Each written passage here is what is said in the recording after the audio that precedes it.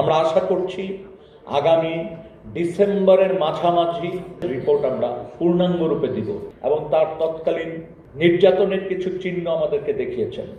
ভয়াবহ অনেক ভিকটিম যারা ফেরত আসেননি, ৩০০-র উপরে, কম বেশি ৩০০, তাদের কারা ধরে নিয়ে গিয়েছিল। ইতিমধ্যে কিছু বিষয় আমাদের কাছে খুব স্পষ্ট হয়েছে। যেই জায়গাটিতে আমাদের গ্যাপ, সেটি হচ্ছে ধরার পর যেথায় রাখা হলো সেটাও আমরা পেলাম, কিন্তু তারপর কারা নিয়ে গেল, এই জায়গাটিতে আমাদের একটা গ্যাপ রয়ে গেছে। যারা তুলেছেন তাদেরকে চিহ্নিত করা সম্ভব বা করেছি, ধরেন একটা অংশের, সবাই ব্যাপারে পারা যায়নি, একটা অংশ করা গেছে। যেখানে রাখা হয়েছে সেই জায়গাটিও আমরা চিহ্নিত করতে পেরেছি, কাকে কোথায় রাখা হয়েছে।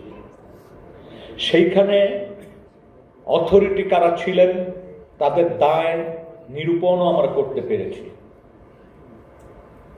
আমরা আশা করছি আগামী ডিসেম্বরের মাঝামাঝি পূর্ণাঙ্গ একটা রিপোর্ট, হয়তো 1700 মানুষের পূর্ণাঙ্গ রিপোর্ট দিতে পারবো না, সময়টা একটা ব্যাপার, তবে একটা অংশের রিপোর্ট আমরা পূর্ণাঙ্গ রূপে দিব, যেখানে আমরা দেখাতে পারবো, বলতে পারবো কারা তুলে নিয়েছে, কখন তুলে নিয়েছে, কেন তুলে নিয়েছে, কোথায় নিয়ে গেছে, কারা কারা ছিল।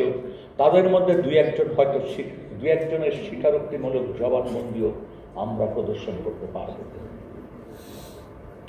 আমরা এটাও পারব যে উঠিয়ে নেওয়ার পর গুলি করে হত্যা করার জন্য নির্দেশ দিয়েছে ঊর্ধ্বতন কর্তৃপক্ষ, ঊর্ধ্বতন অফিসার। মিড লেভেলের 2 জন অফিসার ডিনাই করেছেন, অস্বীকৃতি জানিয়েছেন, পালিয়ে ক্যান্টনমেন্টে আশ্রয় নিয়েছেন, র্যাব থেকে পালিয়ে। এবং তাদের সেই রিপোর্টের অংশ বিশেষ আমরা সরকারের বিভিন্ন দপ্তর থেকে সংগ্রহ করতে পেরেছি। এই জিনিসটি কিন্তু লুকিয়ে ফেলানো হয়েছে, আমরা সংগ্রহ করতে পেরেছি। আজকে এই কথাগুলো এখনো আমি মনে করি বলার দরকার ছিল না, কিন্তু আপনাদের অবস্থাগত কারণে, আপনাদের কিছুটা দুঃখ লাঘবের জন্য আমাকে এই কথাগুলো বলতে হচ্ছে। আপনারা অবাক হয়ে যাবেন,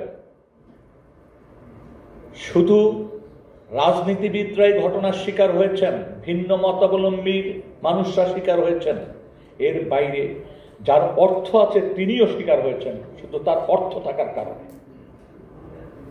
তিনি অবশ্য বিরোধী দলের সাথেই সম্পর্কিত ব্যক্তি, একজন বড় ব্যবসায়ী।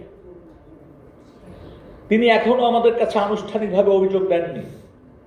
আমাদের অফিসে এসেছিলেন, আমরা খোলামেলা কিছু কথা বলেছি, তিনি বিস্তারিত বর্ণনা দিয়েছেন এবং তার তৎকালীন নির্যাতনের কিছু চিহ্ন আমাদেরকে দেখিয়েছেন। ভয়াবহ।